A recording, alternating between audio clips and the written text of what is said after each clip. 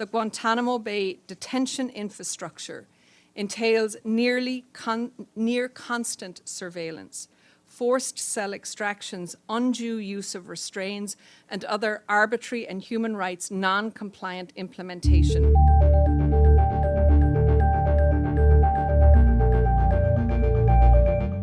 In a strongly worded report, the UN rights experts have said that with nearly constant surveillance, gruelling isolation, and limited family access, the treatment of the last 30 Guantanamo detainees is cruel, inhuman, and degrading.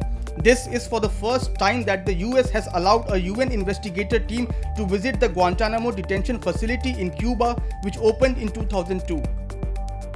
The UN Special Rapporteur Fionnuala Ni Aolain said that mistreatment at the prison on an American naval base in Guantanamo Bay amounted to violations of detainees' fundamental rights and freedoms.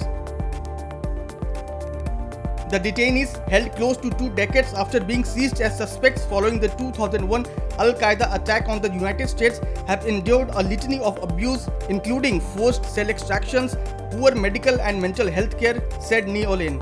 The detainees also have had inadequate access to family either by in-person visits or calls. Introducing the team's report, she said that Washington was yet to address the most glaring rights violation related to the detainees, their secret seizure and transfer or rendition to Guantanamo in the early 2000s, and for many, enduring extensive torture by US operatives in the first years after the September 11 attacks.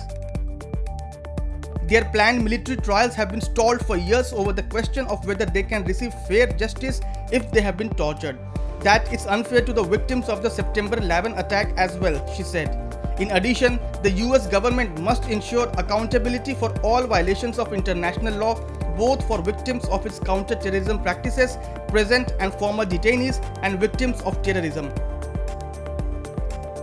This scathing report reviewed more than 21 years of indefinite detention for 780 Muslim men and boys and the myriad human rights violations against them.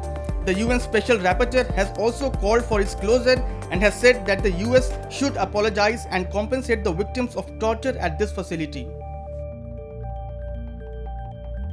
Subscribe to Oneindia channel and never miss an update.